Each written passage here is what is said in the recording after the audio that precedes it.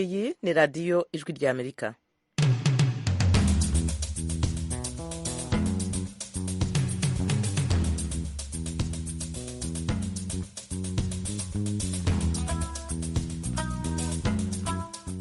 radiyo ijwi ry'Amerika ivugira Washington DC mu Kirundi no mu Kinyarwanda. Mutwumvira ku mirongo migufi shortwave kuri metero 19 na metero 22 mu Burundi, naho mu Rwanda turi kuri FM 104 n'ibice bitatu y'ijwi ry'Amerika. Abadukurikira kuri interineti ni kuri wa3.radio@voa.com. Mwiriwe neza nshuti muduteze amatwi, ni Eugenia Mukankusi basuhuza kandi mbaye ikaze mu makuru yacu. Mu cigwa twakoze twarabonye yuko ishuri shingiro ritanguye habayemwo ingorane imwe, nuko ngira ngo uko guhindura kutasiguriwe neza bukwerekeye. Amashuri y'imyuga mu Burundi akomeje guhura n'ibibazo nyuma y'imyaka 5 leta iyatangije. Uwo yari Cassien Gashirahamwe wo mu ihuriro Bafashe Bige ryakoze ubushakashatsi kuri ayo mashuri. Ubushinjacyaha mu Rwanda bwasabye urukiko rw'ubujurire kuzahanisha munyapolitiki Paul Rusesabagina igifungo cya burundu. Muri Burkina Faso haravugwa ihirikwa ry'ubutegetsi. Perezida Roch Marc Kabore wari ku butegetsi kuva mu mwaka 2015 afungiye mu kigo cya gisirikare. Ayo makuru hamwe n'ayandi twabateguriye ni mukanya ntimujye kure.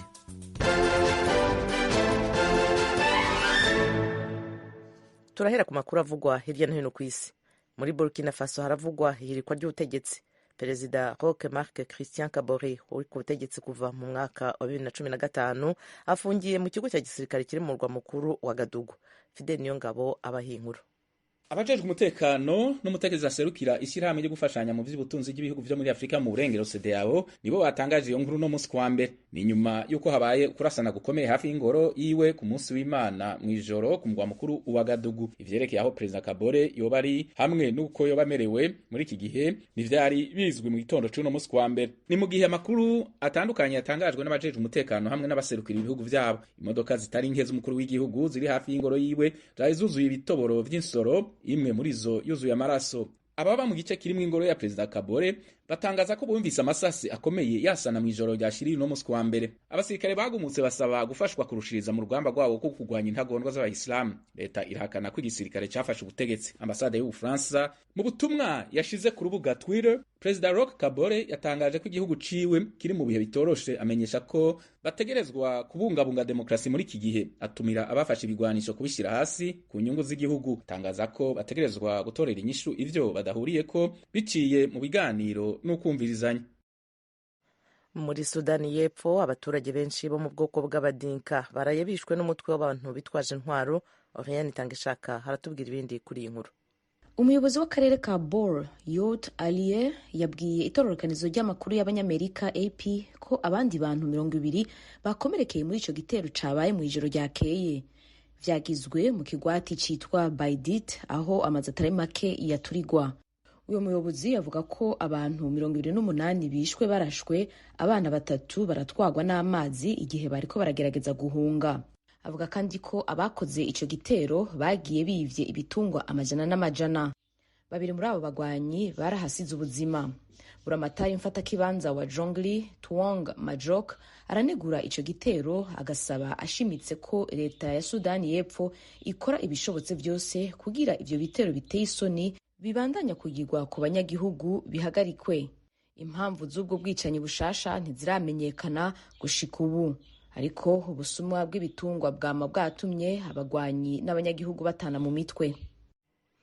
Tuve muri Sudani y'Epfo tugana muri Ethiopia, aho ishami ry'umuryango w'abibumbye ryita ku buzima OMS ryirengagije ubusabe bw'icyo gihugu cya Ethiopia bwo gukora iperereza ku muyobozi w'iryo shami Adhanom Ghebreyesus. Ethiopia ishinja gukorana n'abarwanya ubutegetsi mu ntara ya Tigray. Inkuru nayo mugezwaho na Fidel Niyongabo.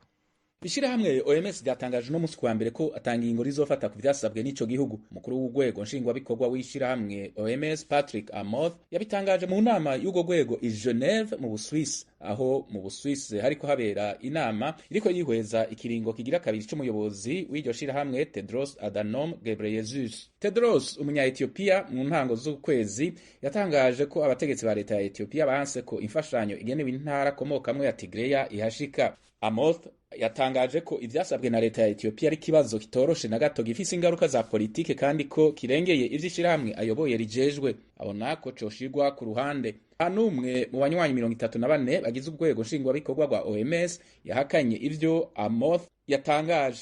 Ku itariki 14 y'ukwezi kwa mbere k'uyu mwaka, ubushikiranganji bujejwe imigenderanire bwa Ethiopia bwaragirije umuyobozi wa OMS Tedros Adhanom Ghebreyesus ko akwiragiza amakuru y'ibinyoma ku ngwano ibera mu buraruko bw'igihugu. Bavuga ko ivyo yatangaje bigeramira icizere abantu bafitiye OMS hamwe n'ubwigenge bwayo. Umuvugizi wa leta ya Ethiopia Lagesse Tulu avuga ko ingingo yatangajwe no musi wa mbere n'umuyobozi w'urwego nshingwabikorwa rwa OMS Patrick Amoth yerekana ko iryo shirahamwe ryerekanye uguhengama kwaryo ku vyatangajwe na Tedros Adhanom Ghebreyesus. Fidel Niyongabo na Oriane Tangishaka barakoze kutugezaho hamwe makuru avugwa hirya no hino ku isi. Tubibutse ko mukomeje gutega amatwi radio yanyu Ijwi rya Amerika ivugira Washington DC mu Kirundi n'Ikinyarwanda. Mwakurikira kandi ibiganiro byacu ku rubuga rwa internet kuri wa3.radio@voa.com. Mukanya turajya mu karere k'ibiyaga bigari.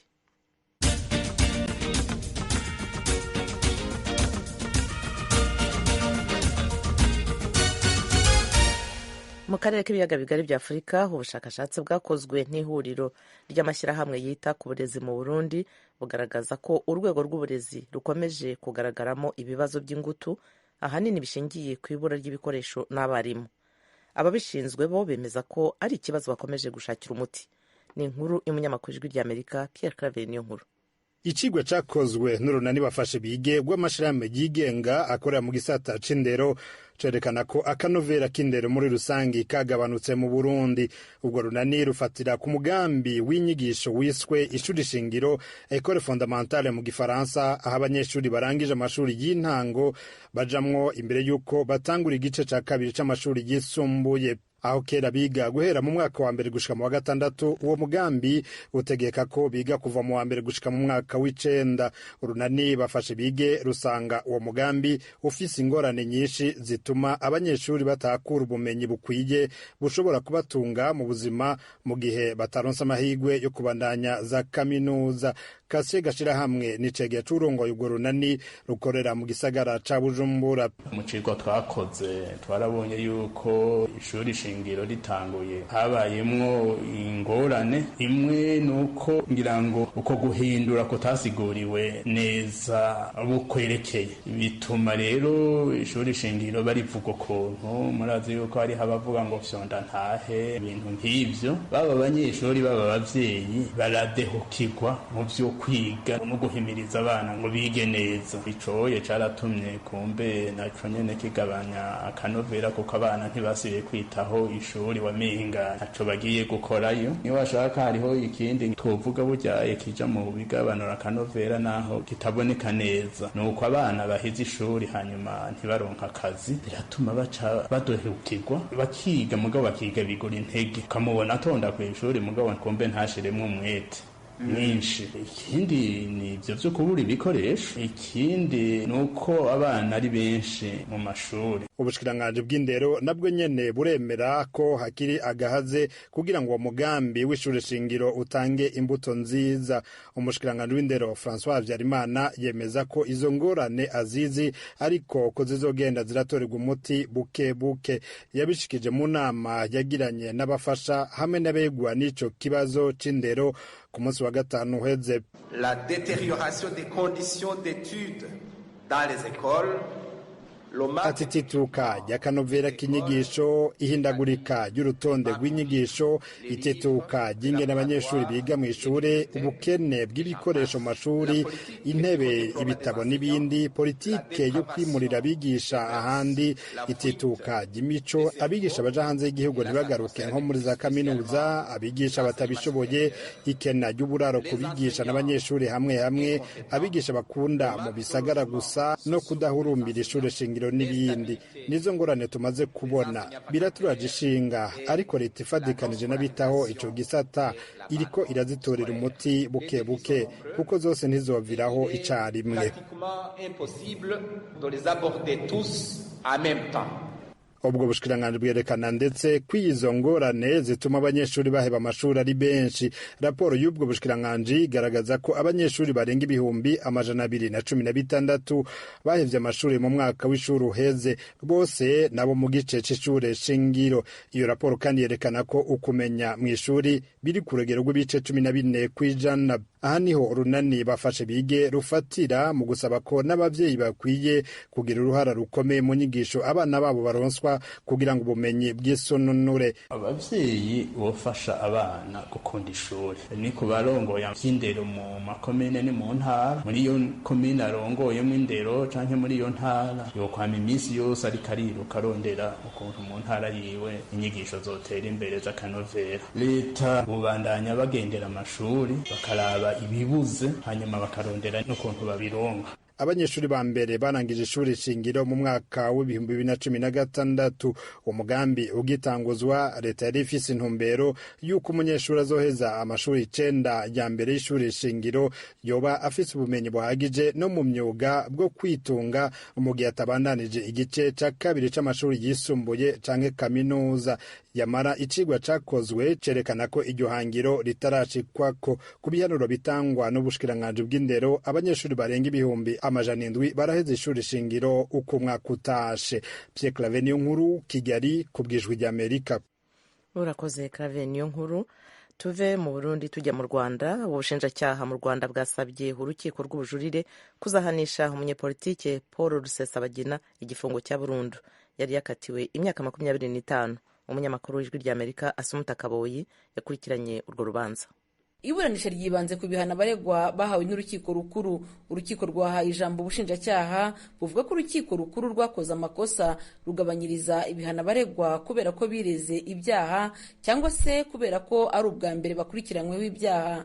Bwanenze ko rwabakatiye ibihano byoroshye hirengagijwe uburemere bw'ibyo bakurikiranyweho. Bwasobanuye ko ibihano by'abaregwa 10 harimo Rusesabagina Paul, Nizeyimana Marc wari ufite ipeti rya koloneli mu gisirikare cya MRCD FRN n'abajenerali 2 bikwiye kuzamurwa. Abaregwa bo basaba ko byagabanurwa. Kuri Paul Rusesabagina, ubushinjacyaha bwasabye urukiko rw'ubujurire gutesha agaciro umwanzuro w'urukiko rukuru w'uko Rusesabagina Paul akurikiranyweho ibyaha by'iterabwoba yafungwa imyaka 25, bushimangira ko akwiye gufungwa burundu kubera uburemere bw'ibyo yakoze. Ubushinjacyaha buvuga ko urukiko rukuru rwagabanirije ibihano Paul Rusesabagina ruhereye ko yireze ibyaha. Bwavuze ko Rusesabagina yireze ibyaha ubwo yari imbere y'ubugenzacyaha n'ubushinjacyaha, ariko ko yageze imbere y'urukiko aburana kwifungwa n'ifungurwa ry'agateganyo akabihakana. Ubushinjacyaha bwagaragaje ko Rusesabagina yaje guhinduranya imvugo ndetse akaza no kwikura mu rubanza atarisobanura kuri ibyo byaha ndetse ntiyemere ububasha bw'urukiko. Ubushinjacyaha kandi bwananenze uburyo yagabanyirijwe ibihano hagendewe ku ngingo ivuga ko ari ubwa mbere yari akurikiranyweho ibyaha, busanga bidakwiye. Ubushinjacyaha buvuga ko kuba Rusesabagina akurikiranyweho icyaha gikomeye cyaviriyemo abantu gupfa ariyo mpamvu bamusabira gufunga ubuzima bwe bwose. Rusesabagina Paul ntacyo yasubije kuri iki cyifuzo cy'ubushinjacyaha kuko atitabira urubanza rw'ubujurire. Uretse Rusesabagina, ubushinjacyaha bwasabiye kandi igihano cyo gufungwa burundu Nizeyimana Marco wari wahanishijwe gufungwa imyaka 20 ahamwe n'ibyaha 2 birimo icyo kuba mu mutwe w'iterabwoba n'icyo gukora no kugira uruhare mu bikorwa by'iterabwoba. Ubushinjacyaha bwasobanuye ko Nizeyimana yari akwiye guhanishwa igifungo cya burundu kuko ari cyo amategeko yateganyirizaga. Icyaha yakoze cyo kugira uruhare mu bikorwa by'iterabwoba byateye urupfu. Nizeyimana Marco bavuga ko yemera icyaha kimwe gusa cyo kuba mu mutwe w'ingabo utemewe n'ubwo urukiko rutakimuhamije. Nizeyimana Marco wari mu rukiko we yavuze ko yemera icyaha cyo kuba mu mutwe w'ingabo za MRCD FRN bityo ko atari kwemera ibyaha atakoze. Asaba urukiko ahubwo ko rukwiye kumugabanyiriza ibihano. Abandi 2 bari abasirikare bo mu rwego rwa generali cyakora bo ngo ntibigeze baba mu mutwe wa FRN kuko wavutse baratawe muri yombi. Aba ni General Anastase Munyaneza na Felicien Sanzubukire bemeye ko babaye mu mutwe wa FDLR Foka. Kuri Nsanzubukire ubushinjacyaha buvuga ko ibyo aregwa hiyongeraho urutonde rwasohowe na Loni rw'abantu bayoboye imitwe y'iterabwoba. Urukiko rukuru rwabahaye ibihano by'igifungo cy'imyaka 5. Ubushinjacyaha bugasanga ari bitoya ku bantu bari mu rwego rw'ubuyobozi bw'ingabo, busaba ko urukiko rw'ubujurire rwazabahanisha igifungo cy'imyaka 20. Urubanza ruzakomeza kuwa 3 w'iki cyumweru, ubushinjacyaha bukomeza kuvuga kuba bwajuririye bahawe ibihano bito. Assumpta Kaboyi, Ijwi ry'Amerika, i Kigali. Assumpta Kaboyi, urakoze. Tuve mu Rwanda twerekeza ku mugabane w'Uburayi. Umuryango Ibuka Memoire et Justice ryo mu Bubiligi rifite umuyobozi mushya. Inama y'ubuyobozi igizwe n'abantu 5 bayobowe na Ernest Sagaga. Asimbuye kuri uwo mwanya Felicite Ryamukuru wari umaze imyaka 3 ayobora uwo muryango. Mugenzi wacu Veniste Nshimiyimana yavuganye na Bwana Sagaga amubaza uko yakiriye iyo mirimo mishya. Ntabwo rwose nigeze numva ko ari kuzafata izi nshingano, si ibintu naratekereje, ariko ibintu twaciyemo n'imyaka igera ku 8 nari mazemo ndi umunyamuryango wa Ibuka, byabaye ngombwa ko ntanga umuganda. Ubwo rero kuba abagenzi banjye barasanze ko hari icyo nafasha, birumvikana ko ari ikintu gishimishije. Nkaba rero bwa mbere bwo narabashimiye, ariko nazirikana nyine nabo tugerageza kwibuka batuvuyemo, kimwe nabo tugerageza gufasha bo barokotse jenoside yakorewe abatutsi bo bakiriho. Ni ibintu rero nakiranye ibyishimo, ariko no gutekereza cyane ku byo nakora byafasha Ibuka gutera imbere. None se ni yihe migabo n'imigambi ufite kugira ngo iryo shyirahamwe Ibuka buriteze imbere? Ngira ngo ikihutirwa ni ukubanza gutunganya hamwe n'abagenzi bacu dusimbuye no kubahiriza ibisabwa n'amategeko y'intangaha mbere y'uko abahagarariye amashyirahamwe nka Ibuka batangira ibikorwa byabo. Nyuma yaho, kubera y'uko ari ibintu ntangiye nyine vuba, nzaba ntangiye vuba, no kugerageza kwegera abanyamuryango bacu bari hano ndetse n'abandi bagize amashyirahamwe Ibuka mu bindi bihugu, mu Rwanda n'ahandi, kugira ngo turebere hamwe ibyo twakorana byatuma nyine imigambi n'imigabo y'ayo mashyirahamwe bigerwaho. Ibyo rero tuzabiganira na bagenzi banjye, urumva ko nta bundi jyenyine. Ubwo imigambi n'imigabo yacu twese, si yanjye, yacu twese, tuzayitangaza mu minsi iri imbere tumaze kumvikana.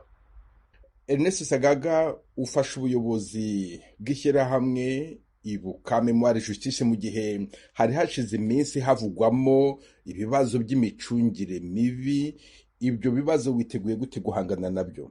Nagira ngo mbanze, nubwo ntari mu buyobozi buvuyeho, ariko musobanura neza ko kugeza ubu ngubu nta kimenyetso cy'imicungire mibi, ahubwo ni ibintu byari bijyanye no kubahiriza amategeko agenga amashyirahamwe nka Ibuka inahangaha, bijyanye no gutanga za konti buri mwaka.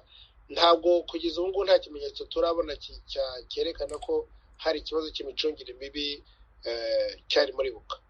Ku bijyanye n'uko n'ibibazo byaba byarabaye rero, kuwa 5 tumaze gutorwa, hari umuntu mu nshuti yacu nawe ukomoka mu bantu bakoreje jenoside watugiriye inama ko nabo kimwe natwe ndetse n'abandi ibibazo ntibizabura, ariko yatubwiye amagambo natekerejeho cyane. Yatubwiye ati, muri ibi mujye mutekereza cyane cyane ko muhagarariye cyangwa se mwibuka abatakiriho. Ati, mujye mushyira imbere abagiye kurusha abariho mwebwe. Ni ukuvuga rero ko ari ibyo byabaye n'ibindi bishobora kuzaba. Igikuru ni uko tuzajya tureba mugani abo turimo kuvugira, abo dushakira ubutabera, ari abagiye n'abasigaye.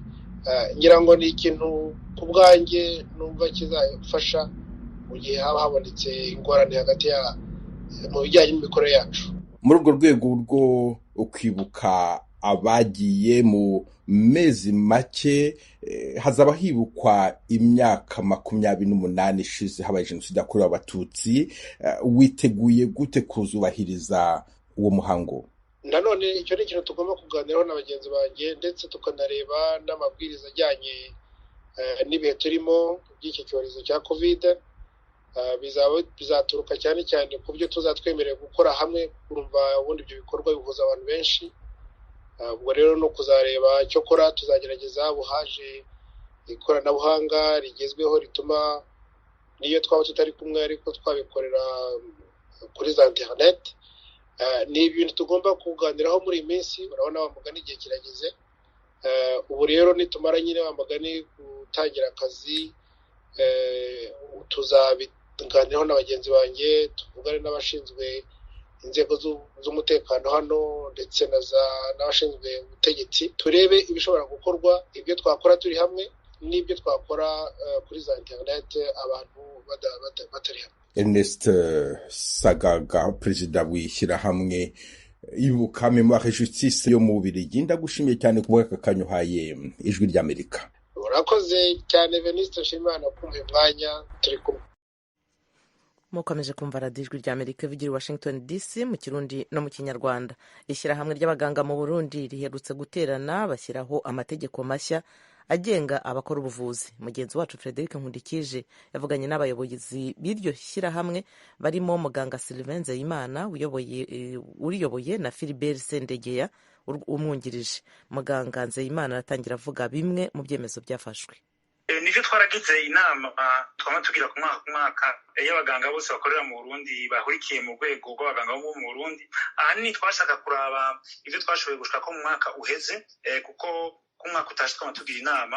Rero twarashoboye kuraba ivyo twashitse ko mu mwaka uheze, duhava tubagira ku muri mu kanya, ariko hanini ibyo twashoboye gushika ko nuko ibikorwa by'inama nkuru y'abaganga bo mu Burundi byahora bibera i Bujumbura gusa, twarashoboye kwiragiza mu ntara zose. Ubunye mu ntara zose zo mu gihugu uko ari 17 hariho ibiro by'inama nkuru y'abaganga. Kindi naco nuko hariho n'amakomisiyo, imigwi idufasha gutunganya urwego twashizeho. Iyo nayo ni imigwi, umugwi wa mbere n'umugwi w'ubushakashatsi ujejwe cyane cyane gukaririza ubwenge abaganga, umugwi wa kabiri n'umugwi wo kugenzura uko abaganga bakora, umugwi wa gatatu n'umugwi wa discipline wo kugira ngo uhanure wongere uhane n'abaganga bagize amakosha, umugwi wa kane rero n'umugwi wo gufashanya. Hanyuma turongera turashiraho cyo bita mu Gifaransa site web. Ubunye ibikorwa by'inama nkuru y'abaganga mu Burundi bisigaye bihari kuri internet, ku buryo bw'uko aho umuntu wese ari ku isi ashobora kubona ivyo dukora, akabona n'urutonde rw'abaganga bemerewe gukora mu Burundi. Ivyo twarashoboye no gukorana n'izindi nzego z'igihugu, cyane cyane inzego zo muri Afrika y'ubuseruko zijanye n'injizwa mu Burundi muri Afrika y'ubuseruko, kugira ngo ibituranga byisunge amategeko y'ishyirahamwe n'ibindi nibaza icegera canje kiza kubabwira. Ego tuje kuri mwebwe namwe Dr. Philibert Sendegeya, muganga Sylvain Nzeyimana aratubwiye ko ivyo bikorwa iyo nama yahora itunganirizwa i Bujumbura gusa, icatumye mufata ingingo yo kushikana iyo nama mu zindi ntara z'Uburundi ni ikihe? Akarusho n'akahe? Ego murakoze cyane. Icyo ni ikibazo cyiza kuko kuva kera ordre de médecins ihari nta na rimwe byari bwigere bidoga mu ntara. Twarabona n'abaganga bidoga hagati y'uko ordre de médecins ngo iri Bujumbura gusa, ngo mu ntara ntizwi. Twariyumviye yuko byoja ruguru ku buryo umuganga wese yumva ahari, abone yuko udashoboye kugera i Bujumbura ashobore kwiyumvamwo ibibera mu ntara. Mbere no mabitwo turiko turiyumvira, twifuza yuko umuganga mu bitaro harya akorera ko hazoba hari umuntu ajejwe ordre de médecins, ayivugira, ayiraba ibikorwa vyayo, ku buryo bica bidufasha kubona kungene dukora, ntibibwe bavuga yuko ari ivy'Ubujumbura gusa. Ico rero cyarafashije kandi n'abaganga baravyishimiye kubona hamwe bavuga ati ngo demesi Bujumbura ubu kwiri mu ntara. Mbere twifuza ko kome intara igizwe n'amadistricte no muri districte bigereyo bijanye na ngombwa, mbere no mu bitaro bigereyo, ku buryo tuzobona yuko umuganga wese ahari abone yiyumvemo. Turongoye ku rwego rw'igihugu nk'uko yaheje kubivuga, ni vyiza cyane ku buryo tuzobona tuzokwishiraho. Yababwiye yuko habaye site web, ni ukuvuga ubu muganga ahari aribona, abonye atibonye ni ukuvuga n'igihe atarariyandikisha. Icyo rero cyaratumye abaganga bishimiriza. Dr. Sylvain Nzeyimana, mwatubwiye bimwe mu bintu mwaranguye harimo n'uwo murongo ngurukana bumenyi wo gutangariza ko amakuru ajanye n'ishyirahamwe ryanyu, hariho n'ibindi mwatubwiye bifite amategeko agenga abaganga. Murashobora mu majambo make cyane rwose mu kanya gatoyi mukatubwira ikintu gishasha muri ayo mategeko agenga abaganga? Ego Frederic, ico kibazo muwajije n'ikibazo gitomoye kijanye n'amategeko ariko arajaho kugira ngo atunganye uburyo abaganga bakora. Ayo mategeko nayo mu by'ukuri rimwe n'itegeko dufashanya n'ubushikiranganji bw'amagara y'abantu gutegura, ni itegeko rijanye n'akarangamutima k'abavuzi bose bari mu Burundi. Abavuzi gusasa abaganga, harimo abaforoma, hariho abunganira abaganga, abakora amafarumasi, abantu mbere bose bakorera mu gisata c'amagara y'abantu, guhera kuri bajya bakira, bajya barihisha amafaranga, bajya bafasha abaganga, bajya bagira isuku mu bitaro, ubu bose bazogengwa n'itegeko rimwe ryitwa Code de déontologie des prestataires de santé. Ivyo rero biracyariko biratunganywa, ahanini riko bitunganywa na twebwe ngo dufatikanije n'iyindi migwi y'abavuzi bo mu Burundi n'ubushikiranganji bw'amagara y'abantu.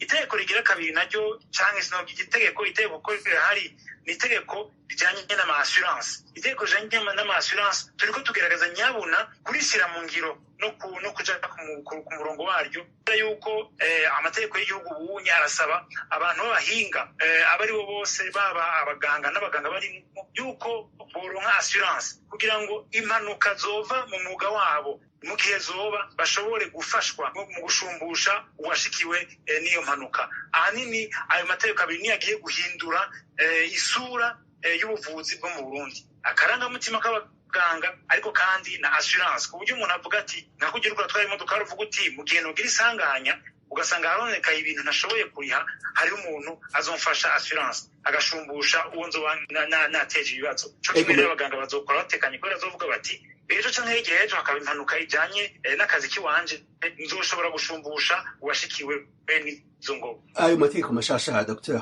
Philbert Sedegeya azofasha iki abaganga, azofasha iki cane cane abarwayi? Turazi ko nk'uko Dr.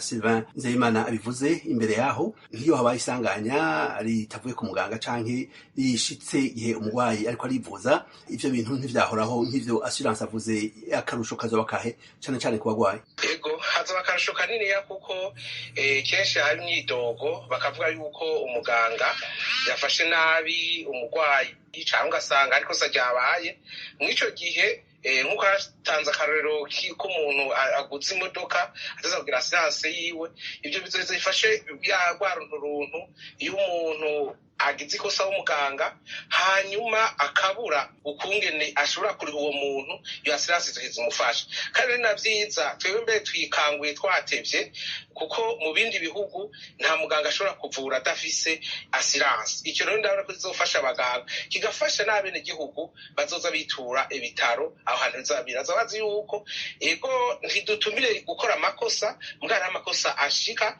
adatewe n'uko muganga yabikoze nabi, bikavana n'ukungene ahantu asanzwe akorera atabikoresho byinshi byari bikwiye. Mugabo ico kintu bizogifasha umuganga, kandi wese azoba ari sanse gukora neza, kuko ni assurance nije kugira ikingira umuganga, ije mu gihe umwenegihugu igihe atakarashumbusha ashumbushwe ku vyoba kw'ikosa ryoba ryakozwe n'uwo muganga.